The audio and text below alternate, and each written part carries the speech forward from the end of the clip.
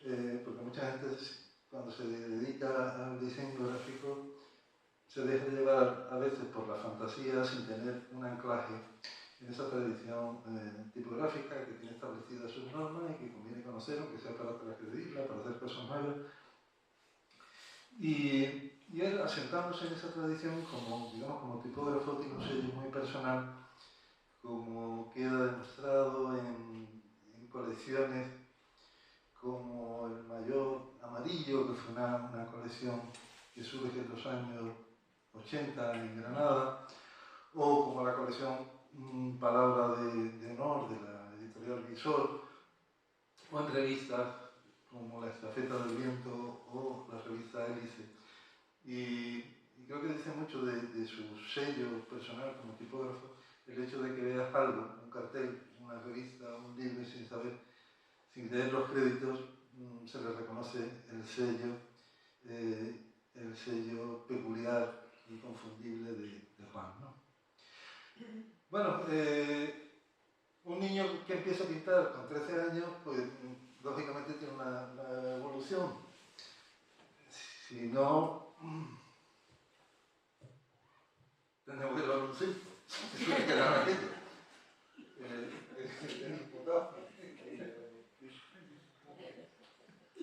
Y bueno, pasó por una época de realismo social también. Ha tenido, bueno, son muchas facetas. Y esa etapa de realismo social que tú has ido rescatando en algunos sitios y colgando en redes, que es muy interesante, es muy de la época, pero también con un sello muy personal. Yo creo que lo que distingue, ustedes lo verán, la pintura de Juan es que siempre hay una narratividad detrás, siempre está contando una historia, no simplemente unas imágenes, sino que detrás de esas imágenes nos está contando una historia y esas imágenes están reverberando narrativamente, como les decía, o poéticamente también, ¿no? Y bueno, él viene, como casi todos los artistas de muchas tradiciones, que él ha acertado a conjugar para crear un lenguaje propio.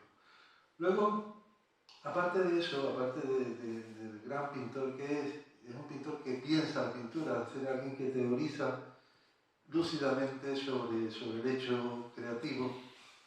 Y como ustedes pueden comprobar en un libro que acaba de publicar, acaba de salir, tienen ahí fuera, que el titula El triunfo de los pavos reales, que es un libro que se define como una meditación sobre el tiempo, la memoria y la persistencia del arte. Son reflexiones en torno a muchos aspectos, siempre relacionados de una manera o de otra con cuestiones artísticas, y ahí nos da muestra de su honda capacidad teórica en torno a la pintura y en torno al arte. Y bien, podría decir muchas cosas más, todas ellas muy elogiosas de Juan, pero el que tiene que hablar es él. Muchísimas gracias a todos ustedes por su asistencia en esta tarde, como digo, desapacible, y muchísimas gracias a Juan por acompañarnos y ilustrarnos con su idea sobre la pintura, que sin duda nos resultarán sumamente enriquecedoras. Yo me voy a bajar para poder ver lo que proyecte. Con su permiso. Muchas gracias, Felipe.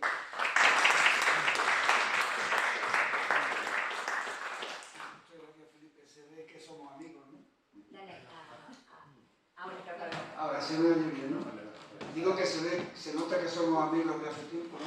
Por el elogio y todas las buenas palabras que me ha dado. Gracias también a Pepa y a la Fundación y a vosotros por estar aquí, acompañándonos hoy en este día, como dicen, tan desapacible, tan frío, tan lluvioso.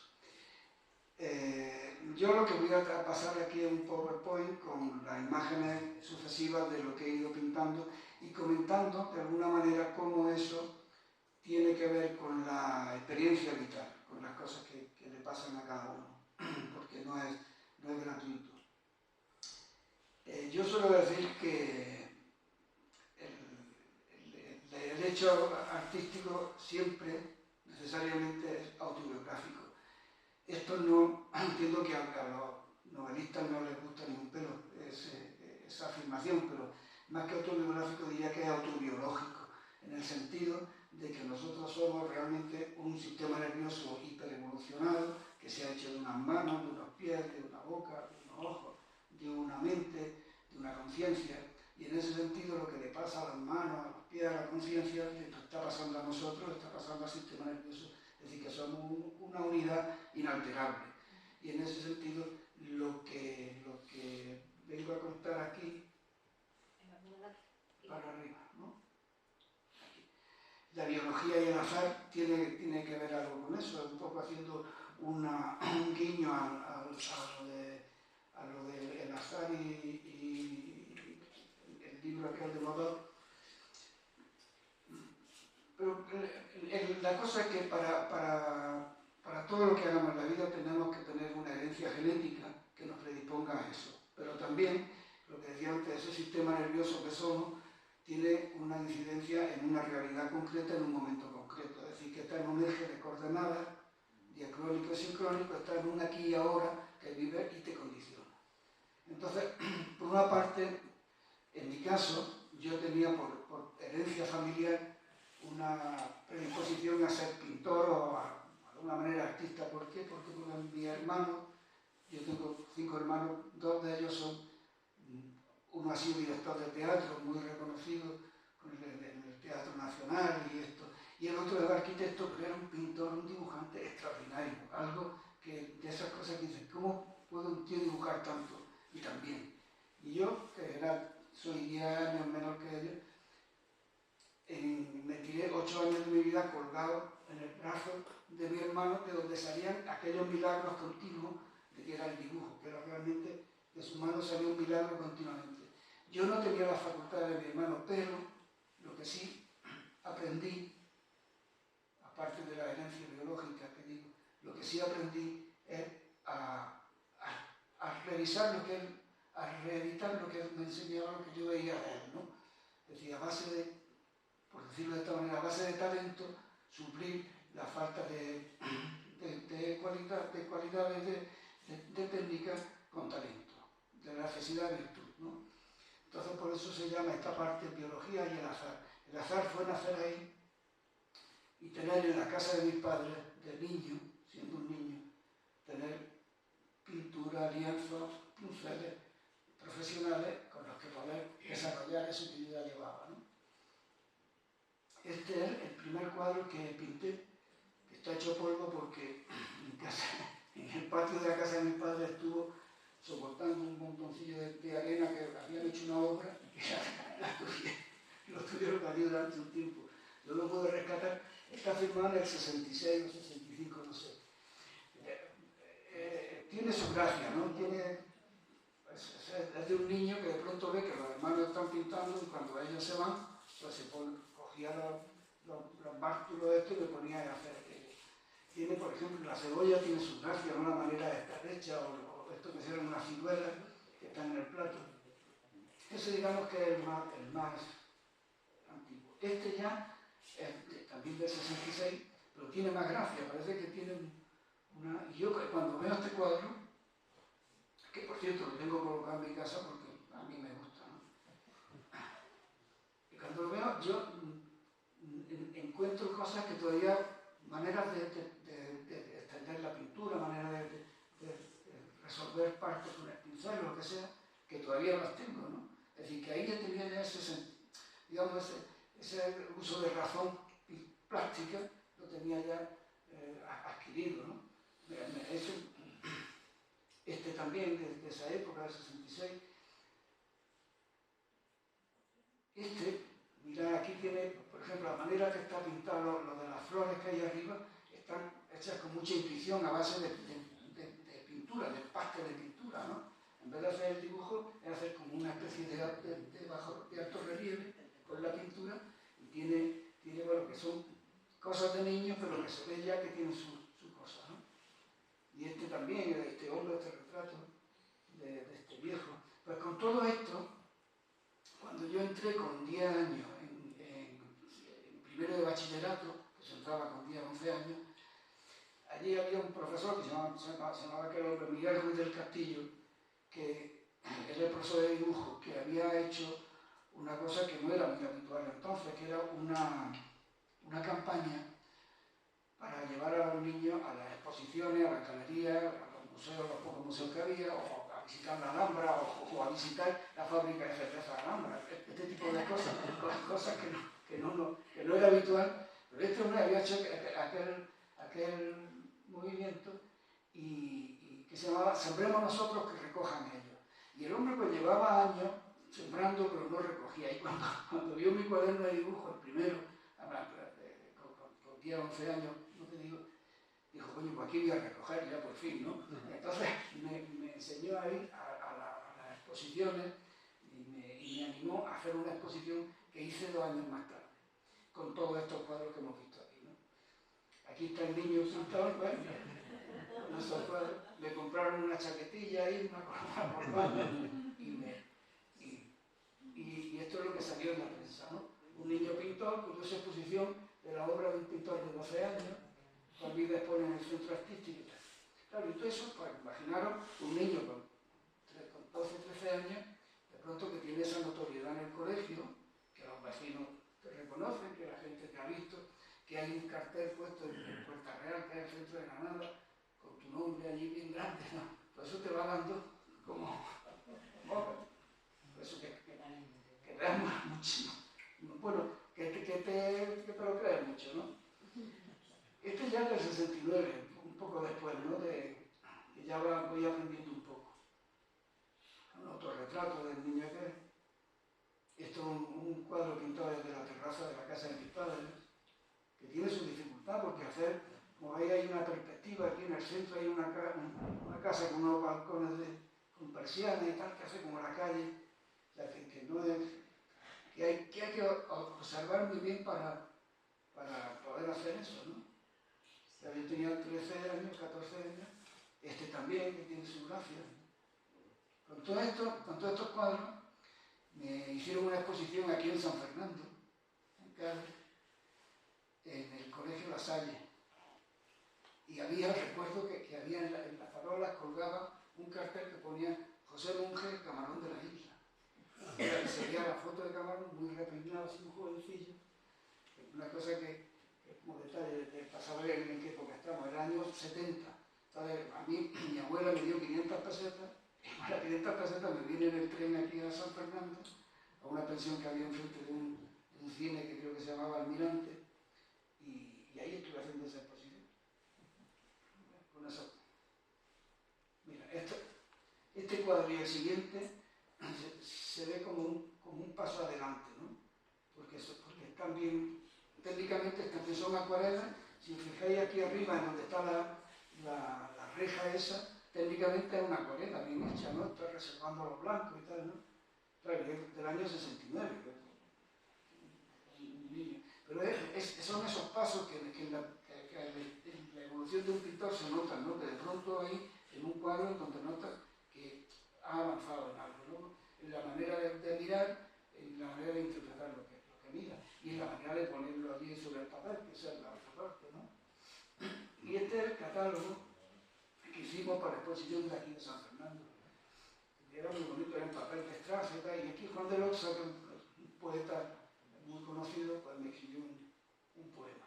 Es decir, que todo eso, pues lo que decía antes, que en un niño de entre 12, 13, 15 años, pues te lo vas creyendo, te vas creciendo, y yo me lo creí tanto, que dejé de ir al colegio, hacía rabonas continuamente, yo ya era un personaje conocido, y además de la costumbre de ir a las exposiciones, pues me hice amigo de los que eran entonces, pues la gente que tenía 5 o 10 años mayor que yo, pero que eran ya alguien, ¿no? Porque estaban Claudio y Carmelo Sánchez Muro, estaba Carlos Cano, que cantaba, y gente de este tipo, ¿no? Pepe Heredia, Juan de Loxa, por ejemplo.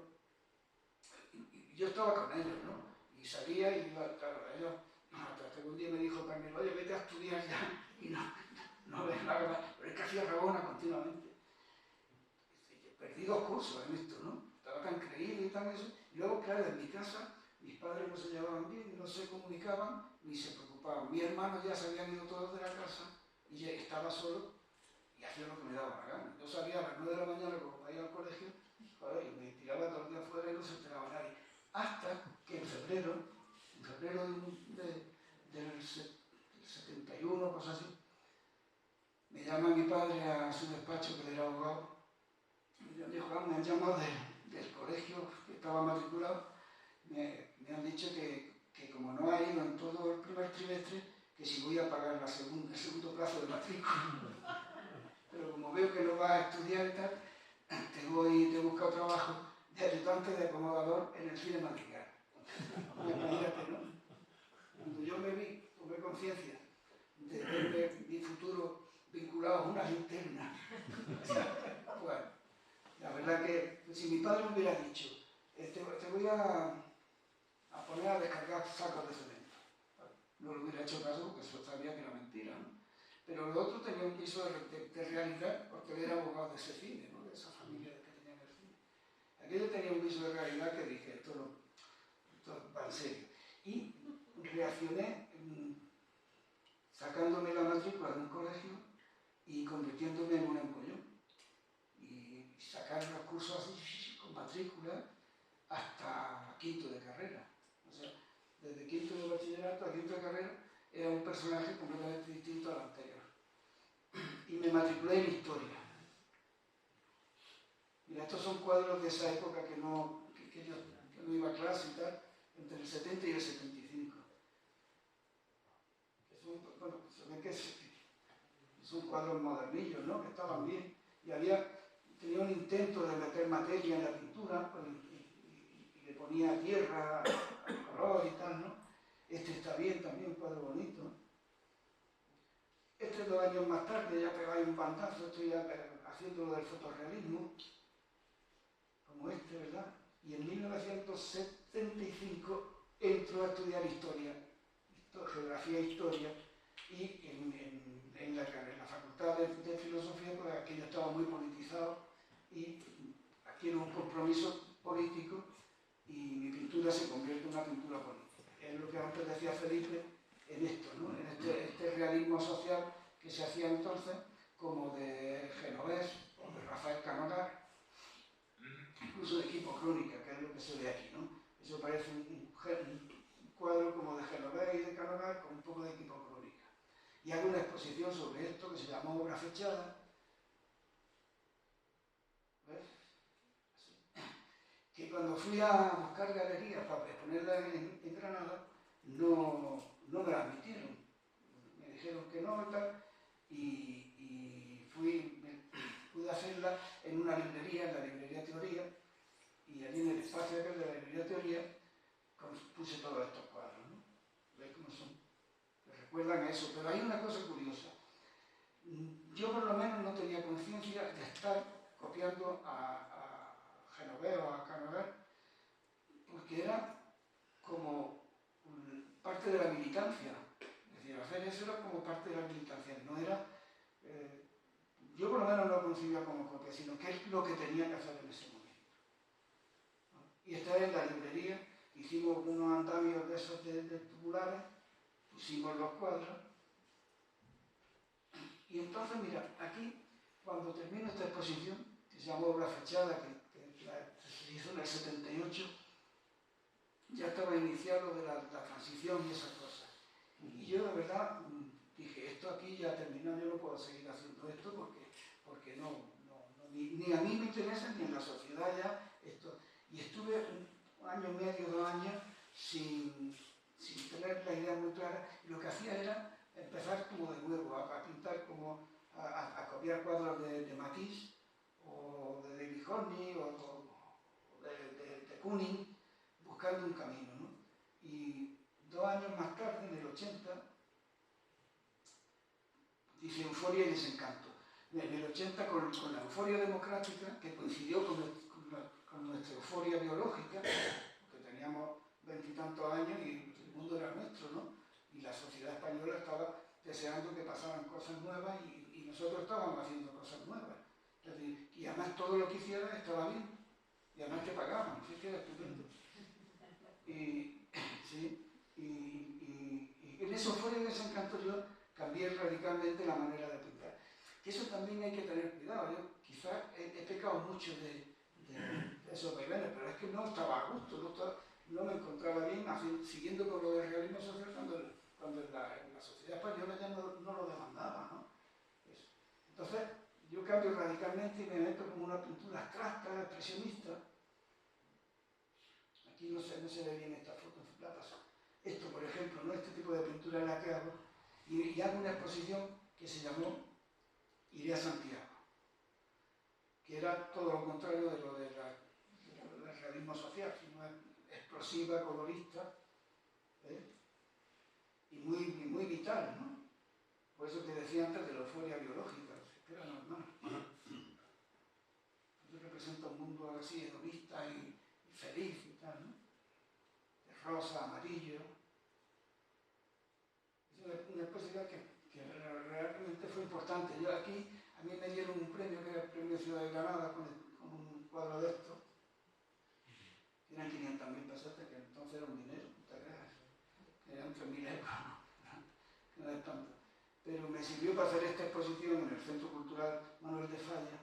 Y curiosamente, fíjate que el funcionario que me llama del Ayuntamiento de Granada para decirme que me han dado el premio era Antonio Muñoz Molina.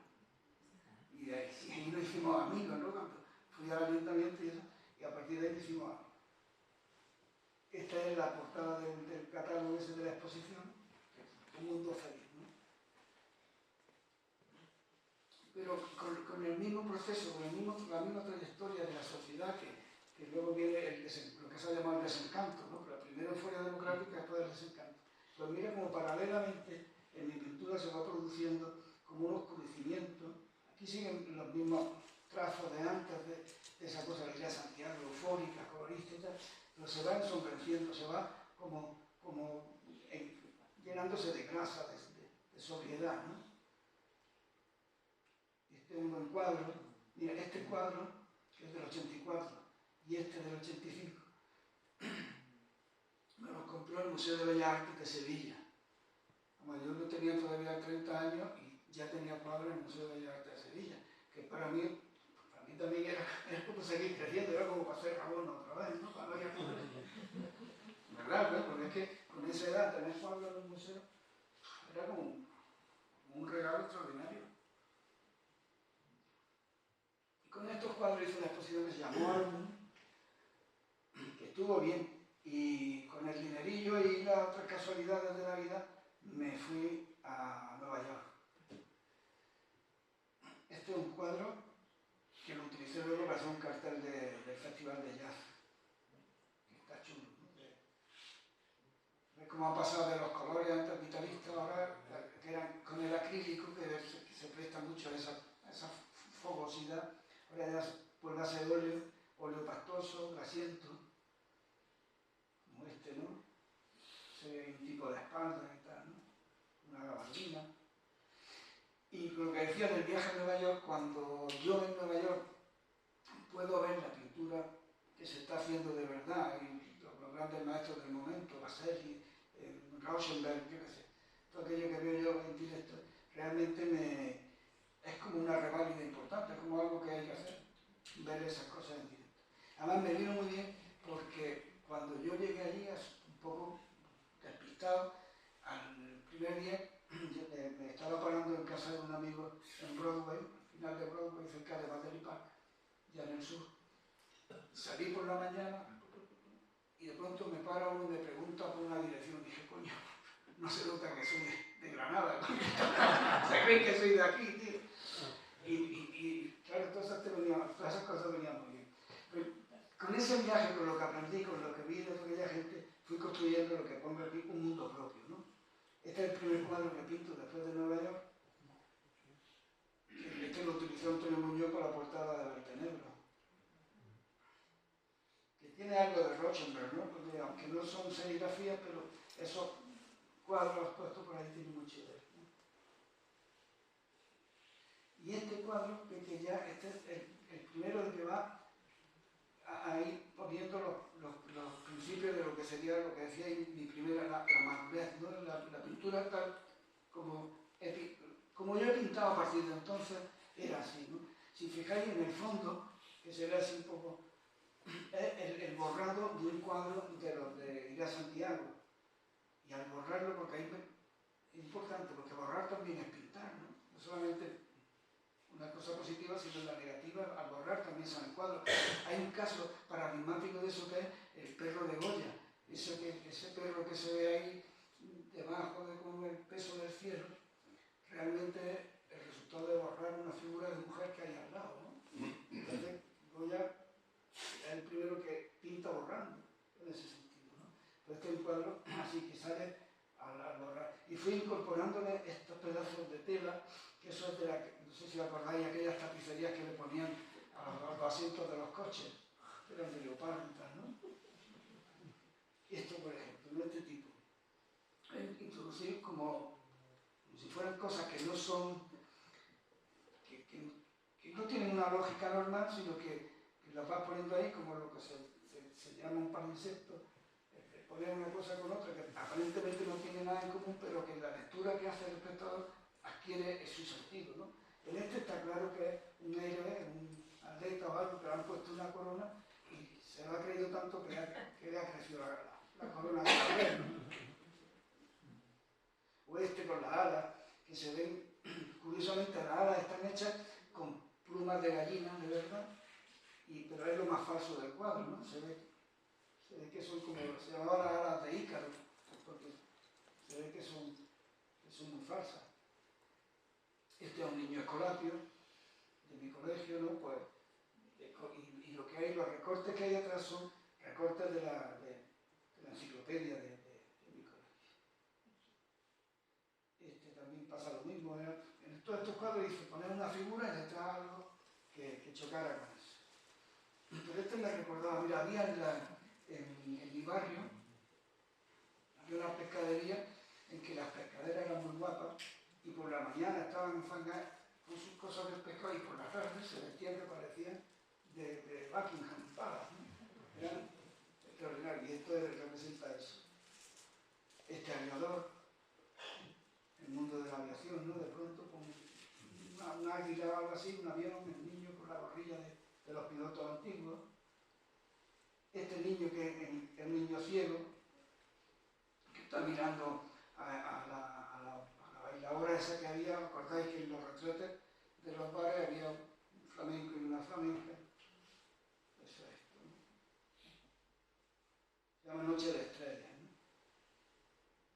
Y este lo reconocería porque esto fue portada de un libro de Joaquín Sabina, de un disco de Joaquín Sabina, del hombre del traje gris.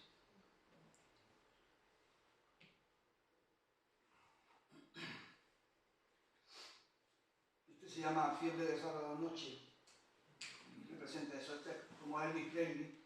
Aunque este cuadro tiene 2x2, ¿no? Que hay que pensarlo también. Eso es que conviene tenerlo presente, lo grandes que son, ¿no? El pájaro está hecho también con plumas de verdad y choca mucho, ¿no? Choca, le queda como un animal disecado, viejo, que lo hubiera mojado, que le está cayendo sobre la cabeza de Elvis Presley, que está hecho con volumen y con oro, ¿no? Entonces es como un tótem, como un dios o algo así, y el pelo con un peine lo fui peinando, detalles de ese tipo, que muy kitsch, pero que funcionan muy bien ahí, ¿no? Este es el perro de la voz de su amo, mirando una percha de cacería, de pájaro. Visto me gusta mucho y no sé dónde está este cuadro, de casi todos sé dónde está, pero este no lo sé. Este bañista también con ese gorro de la piel esa de los tazos, ¿no? Este es un cuadro grandísimo también, yo sé dónde leche está. Lo que tiene arriba, que se ve así, esas rayas azules, son piedras de bisutería puestas como estrellas y con bolígrafo azul, para meter el bolígrafo ahí como para hacerlo más borde, ¿no? Pues si lo hago con pintura parece más normal, pero si tú utilizas un bolígrafo queda más cutre. Con estos cuadros, con este en concreto y con estos que hemos visto, hice una exposición en Bruselas y ahí fue también otro puntazo de esos de los que gustan, porque era una feria, la Feria de Arte de Bruselas, y al día siguiente en uno de los dos periódicos de Bruselas venía estos cuadros en la portada del periódico, se inauguró la feria y ponía un cuadro mío. Y yo estaba desayunando allí en el hotel y digo, coño,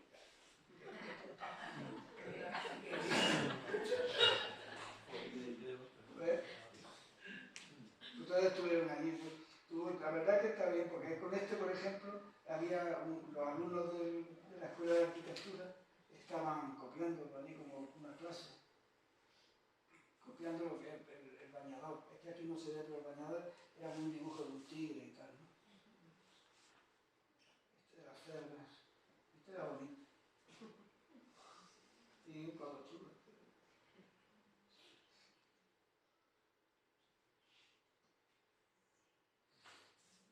Este que tiene aquí el Bordini, a este, fíjate, a este le puso título Ángel González, porque este fue un poema que tiene el suyo, que es El hombre defiende del mono y de los automóviles.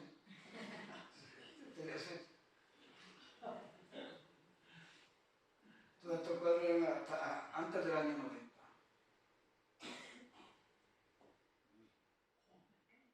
No, esta es mi madre. El cuadro se llama 14 de julio. Mi madre se llamaba Julia y la etapa reina del Tour de Francia es el 14 de julio. Entonces están los ciclistas ahí para recordar eso. Otro bañista. La parte de arriba es una cretona, una tela de tapicería y que le empalmea abajo un lienzo y queda curioso, ¿no? Y este quizás es el cuadro que más me gusta a mí de todo esto, ¿no? Se llama Dropout, y Dropout es una frase de las que se le atribuyen a los hippies de los años 60, cuando lo dejaban todo. Decían, pues lo dejo todo, me voy, y lo que está dejando es el cuadro típico ese del cuarto de estar, ¿no? Donde estaba un perro de cacería, y el marco que está de verdad puesto, como si se han escapado del marco, ¿no? Esta era mi perrilla, y vida en el campo. Cuando vengo de hacer estas exposiciones, tengo que dejar mi casa de siempre, porque era la cuarta subrogación y tenía que dejarla. Y me compro una casa en el campo, en Pinogerí, que allí es donde vivo todavía. Y claro, cuando estoy allí, termino de hacer la casa y todo esto, pues empiezo a pintar las cosas que tengo alrededor, ¿no? Pero con una ingenuidad absoluta, porque yo tenía la sensación como de que, bueno, que sabía algo de la naturaleza, del campo, yo no tenía ni idea de nada, ¿no? Y la gente de allí, mis vecinos del pueblo, me enseñaron un poco cómo van las cosas. Yo tenía la idea como si fuera ponerla, para mí la naturaleza era como un Belén, en donde pones una cabra, donde pones un buey. Esas eran las cosas que tenía alrededor. Una casa, el perro y la manzana, la fábrica que hay allí, ¿no? Este se llama La Prima de Barcelona, porque ¿no acordáis que cuando, no sé si aquí pasaba, pero en los pueblos pequeños sí pasaba esto, cuando venían en verano, en el mes de agosto, cuando venían los almirantes, la hija y el hijo del almirante, hacían furor, ¿no? Porque bailaban de una manera y llevaban una ropa y tal. Siempre era como los primos de Madrid o los primos de Barcelona. Y esta chica de ahí parecía como la prima de Barcelona, distinta dentro de ese campo tan de pueblo, ¿no?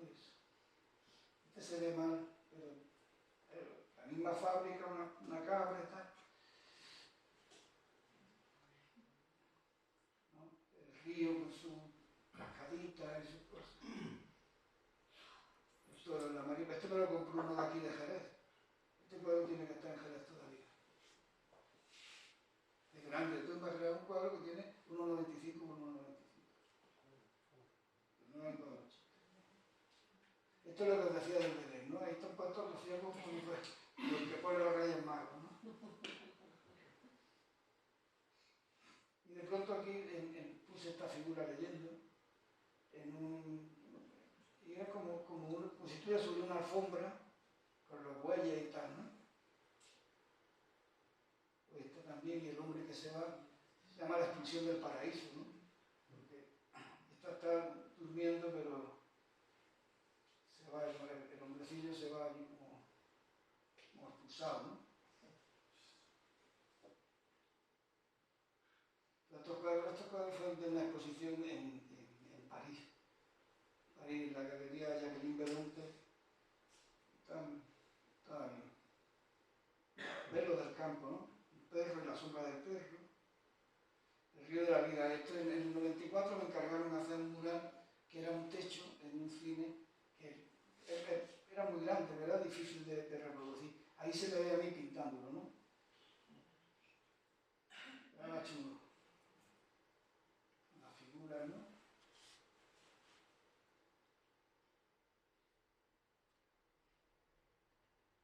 Ese es el retrato mío de niño. Y ciudades, ¿no? Ciudades que... Otra serie de cuadros que van apareciendo que ya no hay figura humana, sino más de paisaje urbano, ¿no? Este es bonito, ¿eh? Que tiene su punto. El suburbio y de Granada. En el catálogo de esta exposición me escribió Felipe un poema que se llamaba, el poema se llama Planeta con Vida y habla de todo esto. Felipe me ha escrito 2 poemas, ¿no? Que eso también tiene su importancia. ¿Eh? Sí, sí. Estos son cuadros de Granada, una serie de... que me vino muy bien porque gané un pastón con esto. Me pagué la casa, me hice la piscina y la terraza y luego me compré un apartamento.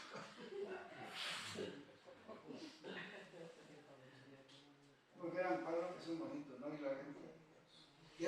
los cuadros son una lectura de la tradición de los pintores que van a Granada a principios del siglo XX a pintar las cosas, ¿no? Santiago Rusiñol, Joaquín Mir, Sorolla, todo eso hacen digamos que codifican esa imagen de Granada. Porque la Alhambra, por ejemplo, tiene 2 niveles de realidad. Uno, lo que es la realidad de las piedras y de las cosas, y otro, la realidad de la memoria, ¿no? Porque toda la imagen que se ha construido también es real. Es decir, las postales, lo más trivial, ha ido generando otra imagen real de la imaginada, pero también que está ahí, ¿no?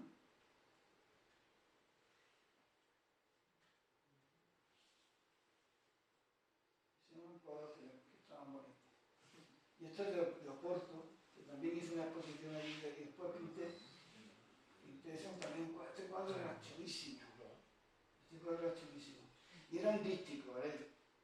Ahora lo verás. Esta era la otra parte. Y el cuadro era así. Tiene 2 metros, son 4 metros de cuadro. Y con la mala pata de que Caixa Galicia me compró el primero que vi una parte y me dejó la otra. Casi era chulísimo. Este también es Oporto.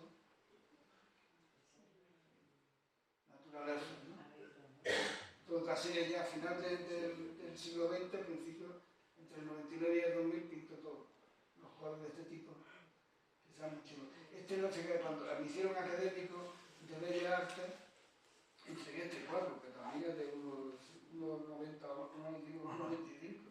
Luego me arrepentí porque los otros académicos regalan una cosa que dije, yo estoy tonto por mí. Pero no he hecho eso. Esto es una naturaleza. La gaviota, esta especie de safari inventado, ¿no?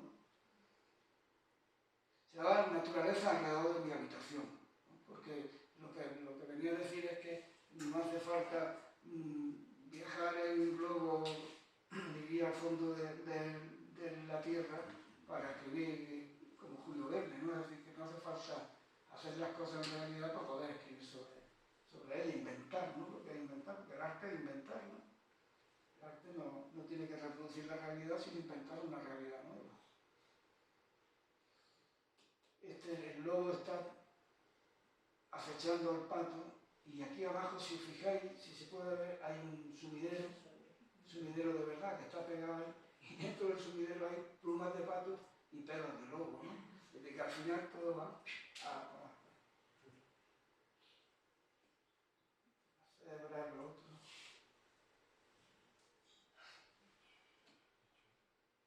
ahora entrando en la naturaleza y haciéndolo feliz. Este es un cuadro, si le quitáis la referencia figurativa, es un cuadro abstracto, ¿no? Porque la verdad es que yo aprendí mucho de ese periodo que no sabía qué hacer, y después del realismo social aprendí mucho de la pintura abstracta. Y yo ahora me planteo los cuadros así, cuando trabajo en ellos.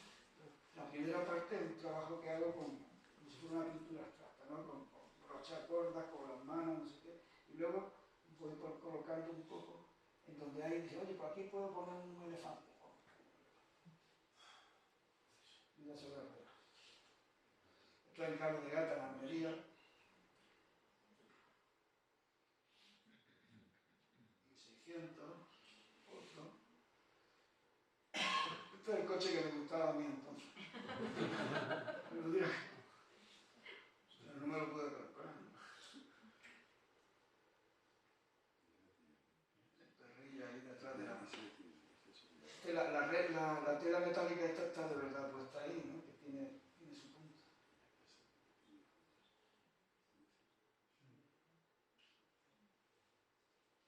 Este es el coche que teníamos entonces. Vida en milagro. En este tiempo mi mujer y yo, María José y yo, queríamos tener un hijo biológico. Y no había manera. Y estuvimos un tiempo ahí, unos años, que no había manera, no había posible. Entonces todo eso me fue condicionando, porque condiciona. Y hice, entre el 2000 y el 2005, fui pintando cuadros por esa línea, ¿no? Hice una exposición en 2003 en Madrid, en la Galería Almirante, que se llamó Vida y Milagros. Esta era mi perra, que después de morir le hice este retrato, porque también la perra era como una hija, por eso está ahí. Y esto es la cosa fálica, ¿no? El faro. Un buen cuadro. Este me lo compraron los choteras, los de los toros, los empresarios taurinos. Aquí está María José, mi mujer, haciendo como de Ofelia, la veis aquí arriba. Un cuadro bonito. Está muy claro, pero está más activado que este. Es un cuadro chido. Aquí el niño que quiere y que no está, ¿no? Y esto como Moisés, ¿no? Como una parodia de Moisés, rescatado de la agua, pues el niño está ahí en un barreño, una palangana de plástico, y viene la egipcia de turno a rescatarlo, ¿no? Y este era mi sobrino Pablo, que ya a partir de aquí empieza a aparecer en todos los cuadros como el niño que no tiene, el niño sublimado, ¿no? De una manera ya obsesiva. Además que el niño era muy blanquito, y se prestaba a pintarlo muy bien. Ahora veré cómo era. Ahí está, ¿no? Ahí está la piscina de la casa. Y aquí está. Pues el niño se prestaba para esto, ¿no? Y empieza a pintar el columpio ese, ¿no? El tobogán. El tobogán, que es un tobogán antiguo, que aquí en este caso hace el juego perfecto con las barras del cochecito, ¿no? Y tal. Hace ahí como un juego de líneas. El niño de espalda, el niño ausente, el niño que está pero no está. Este cuadro se llama Cordero de Dios porque está como los curas se ponen, ¿no? Este es el cuerpo. Y la iglesia es la de Cabo de Gata, ¿no? El niño mirando aquí, con un columpio, perdón, con un juguete aquí abajo, así del revés. Y aquí está mi cuñada Lola con su hijo. Este cuadro se llama Purificación de María. Y si dais cuenta tiene la estructura de una cruz, ¿no? Es una cruz y luego los dos toboganes hacen de como las dos cruces del Calvario. Hacen esa función. Esto es un cuadro muy chulo. Tenéis que imaginarlo lo que son grandes, ¿no? Porque la figura es casi del tamaño natural, ¿no? El niño por el tobogán ese que es como el triángulo divino que se pierde. Todo esto es como una obsesión, ¿no? Toda esa exposición. El columpio solo, el circo solo, todo, ¿no? Y de pronto el hombre pensando, con el columpio atrás,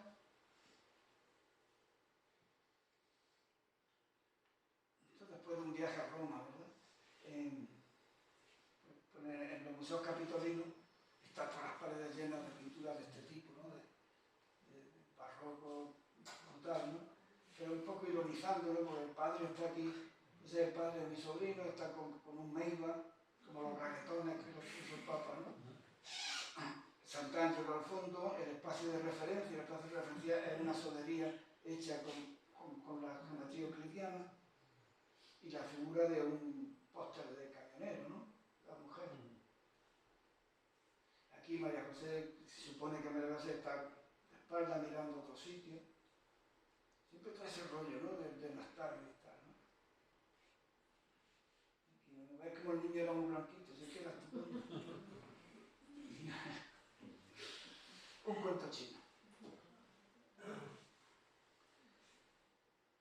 Cuando termino esta exposición la hice en noviembre, diciembre de 2003. Y en la clausura estaba comiendo con Antonio Muñoz Molina y Elvira Lindo, y ellos estaban entonces iniciando un proceso de adopción que luego no continuaron. Y me dijeron, oye, ¿por qué no adoptáis una niña china?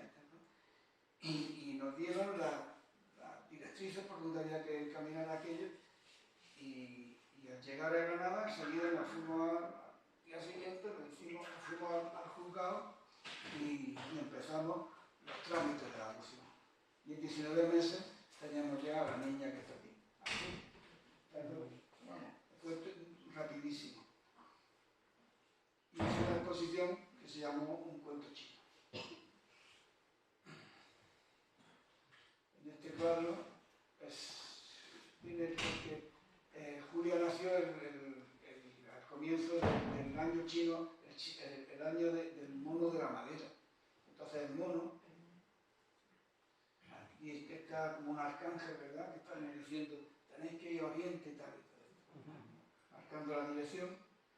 Aquí sería yo cruzando hacia, porque este círculo, este aro sería como los meridianos de la Tierra cruzando.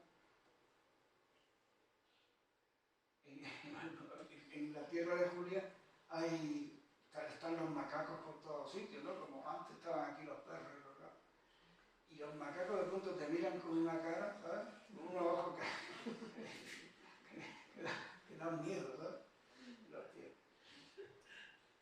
Pues mira, todo esto, cuando yo decidí pintarlo en un momento, en una visión que fue para mí fue muy decisiva y muy dura. Estando Julia en su habitación, en su cuna, las primeras noches de estar allí, en la casa ya, el primer día que lloró y yo fui a sacarla de la cuna, en el momento de echar los brazos para cogerla, me vino la imagen de su madre biológica haciendo el movimiento contrario de dejarla en el orfanato.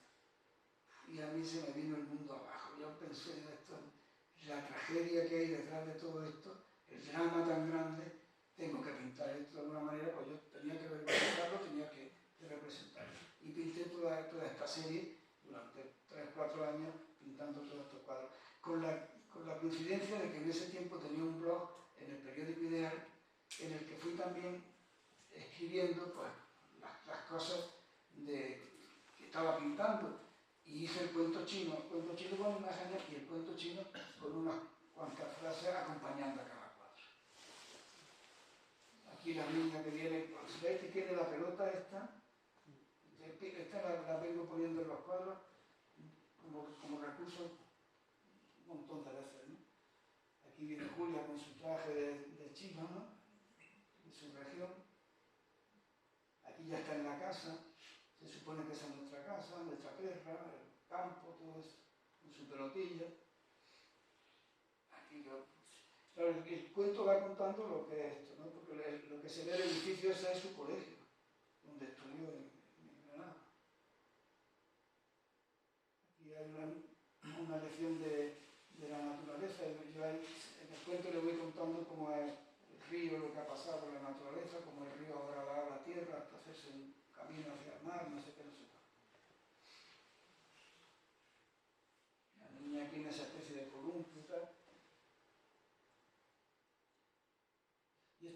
es el cuadro que más me gusta de esta serie, porque tiene todos los elementos que hacen que yo quisiera poner en mis cuadros, que parezca, aunque estén muy elaborados de mucho tiempo, que parezca que están hechos así de momento, ¿no? Que no has tardado en hacerlo. Hombre, tardé mucho, pero los pájaros esos están hechos así como una polera suelta y tal, dan la sensación de que ha salido del molde. Entonces, esa es la idea que yo persigo a la hora de pintar mi cuadro. No la consigo, porque aquí esto es la poca vez. Aquí está el último cuadro de la serie, que le dije, íbamos de boda, y se puso ese trajecillo suyo y digo, ponte seria que te voy a hacer una foto. Y luego después de ese cuadro seguí pintando cosas, imaginando cómo sería de mayor, y aparece, en todo esto aparece el elemento del equilibrio y el desequilibrio. No lo veré todo, ¿no? Como la bicicleta es una bicicleta que tenía de verdad, de madera. Y esta mujer así haciendo equilibrio, aquí más equilibrio sobre la pelota, ya de mayor. Y aquí también, ¿no? Porque aquí el cuadro es simétrico totalmente, entonces la niña aparece como el hijo de Guillermo Tell, el padre tiene que tirar la flecha y los dos perros pues simbolizan a su padre y a su madre, cada uno dando por la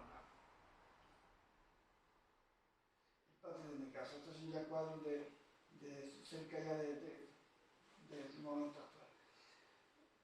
Un autorretrato en lo que se supone que sería el patio de mi casa, ¿no? En donde están esos pájaros sueltos, el naranjo. Yo aparezco ahí como un tetrapléjico, pero es una manera de simbolizar el no salir de mi casa, el no salir de mi mundo, el estar en la zona de confort donde no te quieres que entre nadie, y para eso tienes al tigre, que al que entre ahí se lo va a comer, ¿no? La cebra, el tigre. Y esto antes de la guerra esta que hay ahora. Y lo hice porque era una manera de representar que estaba defendiendo mi territorio, mi casa, ¿no? Entonces yo me armé con mi Kalashnikov y mi gorro y tal. La casa esa supone que es mi casa, la nube negra es la amenaza, y mi defensora, que son mi Bonnie Graham de antes, y el Yorkshire que tengo ahora. También es un autorretrato, claro. Este es un cuadro que tiene ese simbolismo del final de las cosas, ¿no? El final del día, el final del trabajo, el hombre que va camino de su casa probablemente. Un contraste de colores muy furioso, no muy del parchís, ¿no? Azul, amarillo y tal. Esta es Irene. Irene es la hija de Luis García Montero, que es un cuadro que empecé en 2005, pero que no acabé hasta la pandemia, porque no me salía bien, no me gustó, le di la vuelta, y en la pandemia lo giré y lo pinté.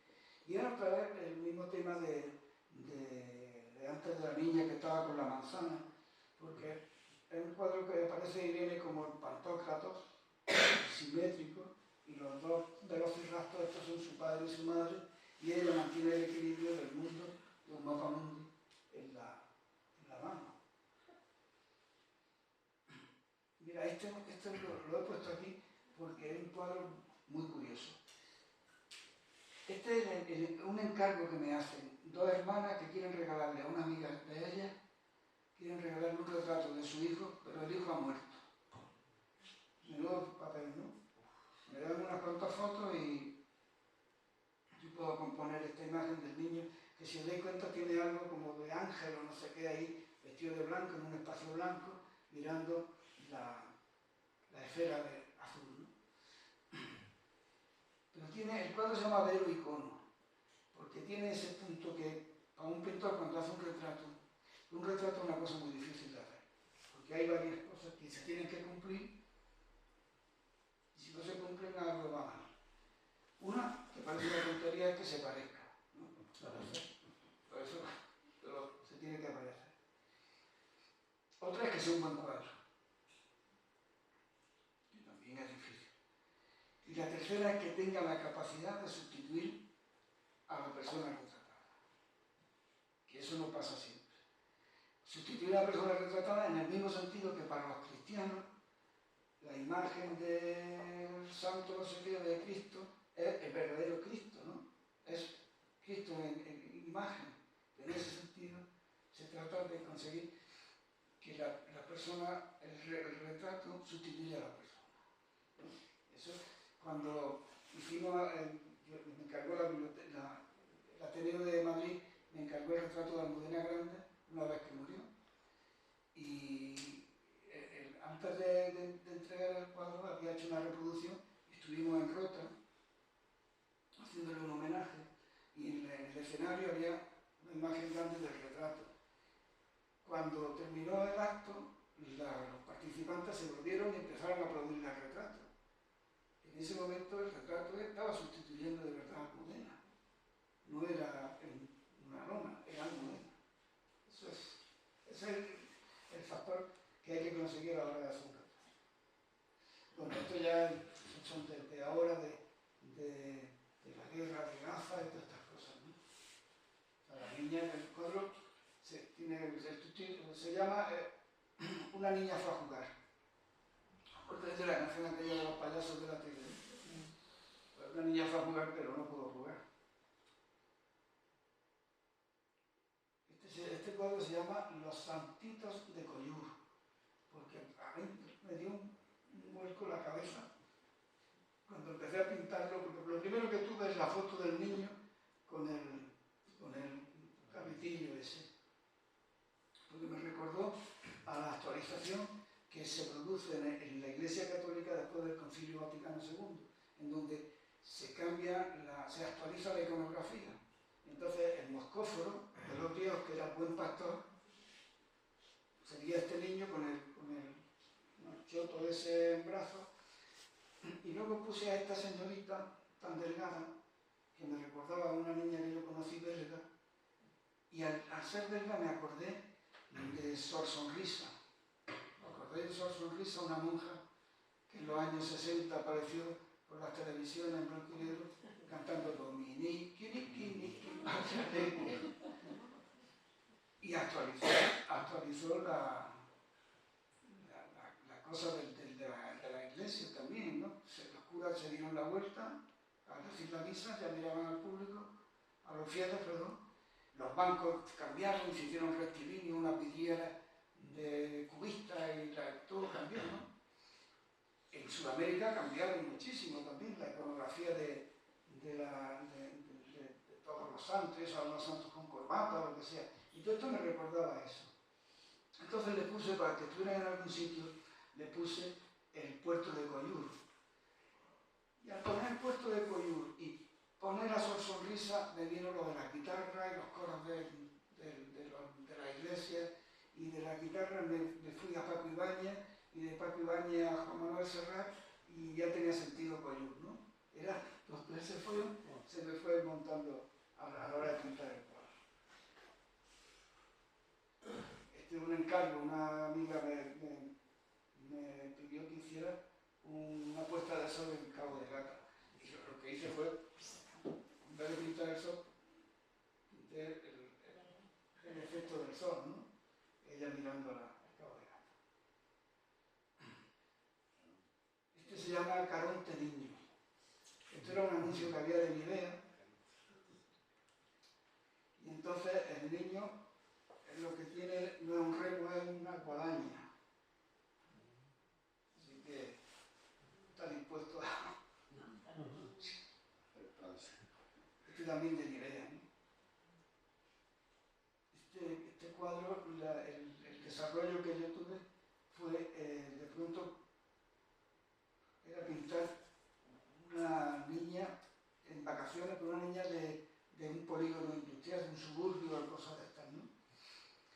Y me acordé de la cabra Margarita, que tocaba la trompeta y se subió a la silla, y la tuve aquí pintada, pero me parecía que era demasiado...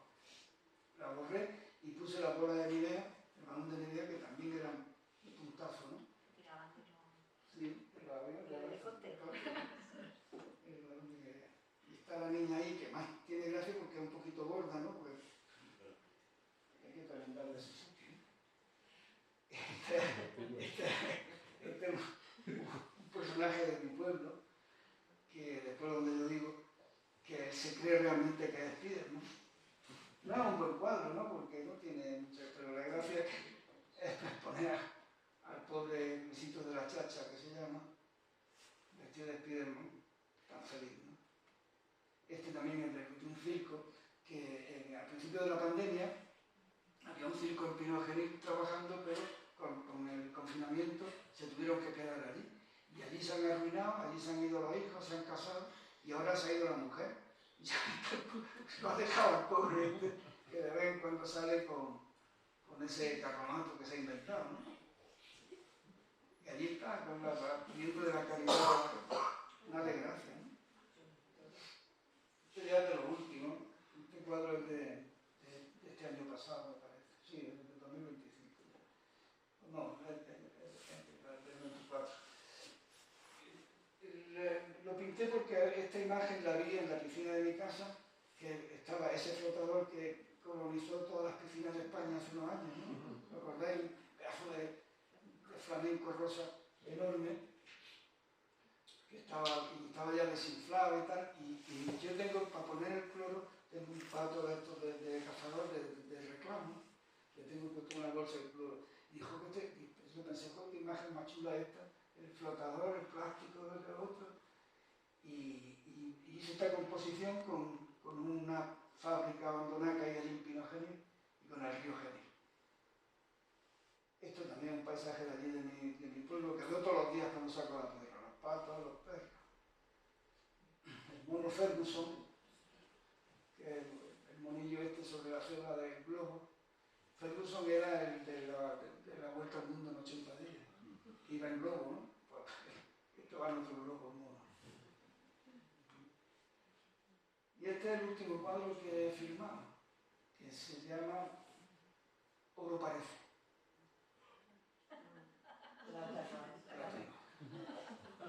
Por lo de Caterán, ¿me acordáis? Este que vendió un plátano, no sé cuántos niveles. Oro Parece plátano. Y es también un cuadro grande. Sí, este cuadro está hecho. No tiene la firma, pero está terminado. Y ya con esto termino. Voy a poner este último, porque esta es una imagen que se lleva produciendo en Roto todos los meses de agosto desde hace un montón de años, como bien sabe Felipe. Ahí estoy con Joaquín y llevo una camiseta de 60 MP3 que era de Miguel Río, que era una campaña. Y con eso termino y ya está. Espero no haber sido muy pesado y que vaya.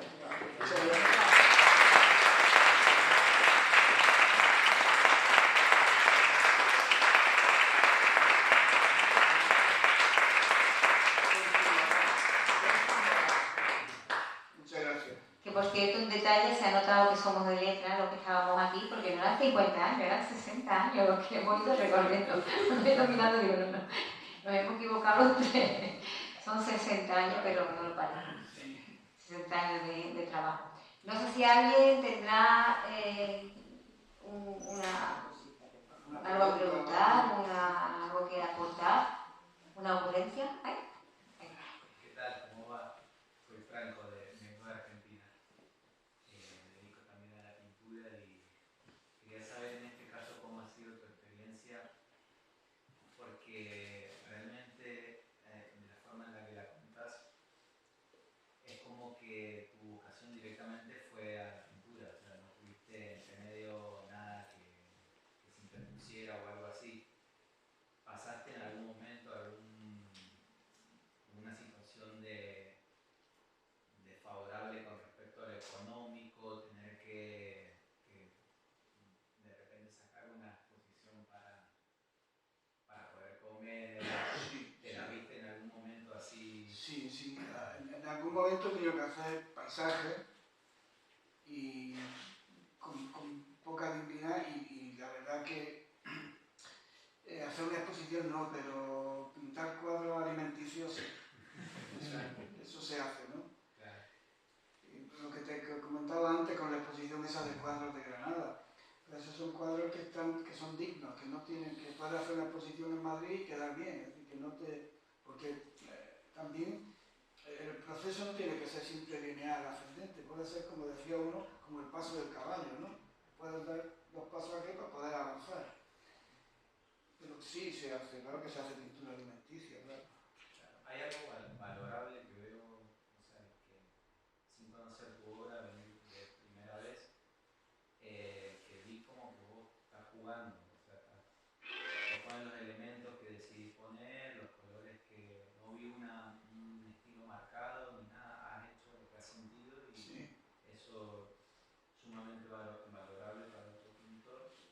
Y me pasa por eso, porque yo vengo de un lugar en donde sí, vos podés expresar todo lo que quieras, pero generalmente el otro está esperando una belleza preconcebida o esperada, ¿no? Reconocible, ¿no? Claro, como para decir, Sí. no, ese cuadro es lindo, Sí. te lo compro y se valora, pero incluso, como te digo, en Argentina es complicado ese tema de decir, me dedico 100% al arte sin...